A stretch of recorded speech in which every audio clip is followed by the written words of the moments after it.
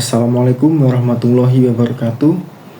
Yang terhormat dosen pengampu mata kuliah penelitian tindakan kelas, yaitu Ibu Dr. Elinda Rizka Sari, Sarjana Pendidikan, Magister Pendidikan. Perkenalkan, nama saya Aryo Adi Saputra dengan NPM 2154044, PGSD 02.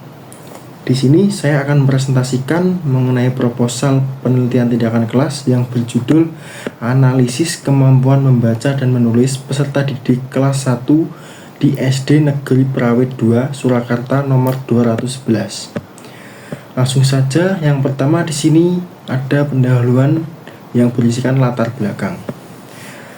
Nah, pada latar belakang kali ini itu membaca dan menulis merupakan bagian integral dari proses belajar peserta didik secara keseluruhan. Maka, membaca dan menulis merupakan keterampilan yang paling mendasar yang harus dimiliki peserta didik. Membaca dengan teliti adalah komponen penting untuk membantu pemahaman yang bermanfaat. Apapun subjeknya, latihan membaca tidak dapat dipisahkan. Keterampilan membaca dapat dilatih di kelas bahasa Indonesia sebagai bagian dari proses pembelajaran. Nah, tujuan pembelajaran bahasa Indonesia di sekolah dasar adalah untuk memudahkan peserta didik dalam memahami konsep atau informasi berbasis membaca menurut Rumit Jan tahun 2017. Nah, yang selanjutnya itu ada rumusan masalah. Berdasarkan fokus penelitian di atas, peneliti merumuskan masalahnya menjadi beberapa rumusan, yaitu yang pertama, faktor apa saja yang membuat peserta didik kelas 1 SDN Negeri Prawit 2, Surakarta nomor 211 dalam mengalami kesulitan membaca dan menulis. Yang kedua, bagaimana upaya orang tua dalam mengatasi kesulitan membaca dan menulis peserta didik kelas 1 di SD Negeri Prawit 2, Surakarta nomor 211. Yang ketiga, apa strategi guru dalam menghadapi peserta didik yang mengalami kesulitan membaca dan menulis. Selanjutnya, ada tujuan penelitian. Berdasarkan rumusan masalah di atas, maka tujuan penelitian dalam penelitian kali ini sebagai berikut. Yang pertama, untuk mengetahui bagaimana kemampuan membaca dan menulis peserta didik kelas 1 di SD Negeri Prawit 2, Surakarta nomor 211. Yang kedua, untuk mengetahui bagaimana strategi guru dalam menghadapi peserta didik yang mengalami kesulitan membaca dan menulis. Yang selanjutnya ada manfaat penelitian. Nah, manfaat penelitian ini ada dua. Yang pertama ada manfaat secara teoritis. Di sini manfaat secara teoritis itu contohnya sebagai tambahan pengetahuan mengenai strategi dalam menghadapi peserta didik yang belum bisa ataupun kurang bisa dalam hal membaca dan menulis. Yang kedua itu sebagai pengalaman belajar dalam menggunakan strategi untuk guru. Kemudian yang kedua ada manfaat praktis. Yang pertama itu ada bagi orang tua agar dapat mendampingi anaknya dalam belajar membaca dan menulis di rumah. Yang kedua, bagi guru agar lebih banyak melakukan pendekatan kepada anak yang mengalami keterlambatan dalam hal membaca dan menulis. Selanjutnya, di sini ada kerangka teoritis dan kerangka berpikir. Yang pertama ada deskripsi teori. Deskripsi teori di sini itu dibagi menjadi 5. Yang pertama ada pemahaman baca, pemahaman menulis, faktor kesulitan membaca dan menulis, upaya orang tua untuk meningkatkan kemampuan baca dan menulis anaknya. Yang kelima ada strategi guru untuk meningkatkan kemampuan membaca dan menulis peserta didik. Selanjutnya itu ada hasil penelitian yang relevan. Adapun penelitian yang relevan dengan penelitian ini yang sama-sama juga tentang kemampuan membaca dan menulis peserta didik kelas 1 sebagai berikut.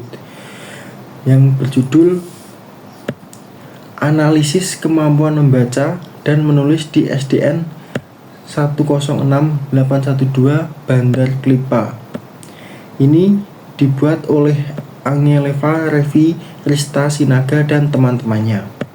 Nah, hasil dari penelitian ini menunjukkan bahwa peserta didik yang sering berbicara dengan teman sekelas biasanya mereka tidak fokus pada apa yang sedang dilakukan. Mencermati kondisi tersebut menunjukkan bahwa belajar tidak menyenangkan. Oleh karena itu, masalah ini harus dipecahkan dengan menerapkan kegiatan belajar yang menyenangkan, sehingga peserta didik bisa fokus dan berkonsentrasi penuh saat belajar. Salah satu kegiatan yang bisa dilakukan adalah ice breaking. Selanjutnya itu ada kerangka konseptual. Guru melakukan berbagai macam upaya dan strategi untuk meningkatkan kemampuan membaca dan menulis peserta didik, salah satunya dengan cara memberikan jam pelajaran tambahan yang bersangkutan dengan hal membaca dan menulis. Jam pelajaran tambahan ini dilakukan setelah selesai sekolah. Nah, di sini ada bagian dari kerangka berpikir. Itu ada fenomena lapangan. Fenomena lapangan ini itu merupakan adanya peserta didik yang kurang mampu dalam membaca dan menulis. Nah, karena adanya peserta didik yang kurang bisa dalam membaca dan menulis, itu dilakukan adanya tindakan. Nah, tindakan ini merupakan cara guru untuk supaya peserta didik ini dapat membaca dan menulis lebih baik lagi. Contohnya dengan memberikan jam pelajaran tambahan yang bersangkutan dengan hal membaca dan menulis. Nah, karena ada tindakan tadi, selanjutnya itu ada kondisi akhir. Nah, kondisi akhir ini terdapat perkembangan terhadap peserta didik yang diberikan jam pelajaran tambahan tersebut. Nah, selanjutnya ada metodologi pendidikan. Di sini ada setting penelitian. Yang pertama, tempat penelitian. Tempat penelitian adalah tempat di mana proses studi yang digunakan untuk memperoleh pemecahan masalah selama penelitian berlangsung. Menurut Soekardi tahun 2008, sesuai dengan permasalahan yang akan diteliti, tempat yang akan digunakan sebagai tempat penelitian adalah SD Negeri Prawit 2 Surakarta nomor 211 atau berlokasi di Jalan Sriwijaya Utara nomor 4 Nusukan, Kecamatan Banjarsari, Kota Surakarta. Yang kedua itu ada waktu penelitian. Penelitian ini dilaksanakan selama bulan Oktober tahun 2024. Adapun rincian waktu penelitian di bawah ini.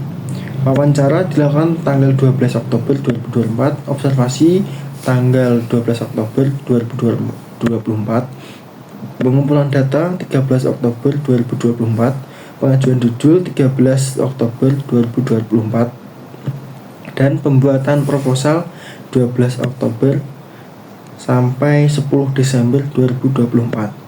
Selanjutnya ada subjek penelitian. Pada penelitian ini, yang menjadi subjek penelitian adalah guru kelas 1 SDN Prawit 2 Surakarta nomor 211. Adapun jumlah peserta didik 23 orang, yang terdiri dari laki-laki sejumlah 11 orang dan perempuan 12 orang. Nah, yang selanjutnya data dan sumber data. Sumber data dalam penelitian merupakan sumber dari mana data-data diperoleh untuk mempermudah mengidentifikasi sumber data. Sumber data dalam penelitian kualitatif dapat diambil dari informan, tempat, dan peristiwa atau aktivitas. Rincian lebih jelas sebagai berikut. Yang pertama itu ada informan. Informan pada penelitian ini adalah bagaimana kemampuan membaca dan menulis peserta didik kelas 1 di SDN 2 Prawit Surakarta nomor 211. Yang kedua ada tempat dan peristiwa. Tempat yang dijadikan sumber data yaitu SDN Prawit 2 Surakarta nomor 211, sedangkan peristiwa yang dimaksud adalah bagaimana kemampuan membaca dan menulis peserta didik kelas 1. Yang selanjutnya ada teknik pengumpulan data.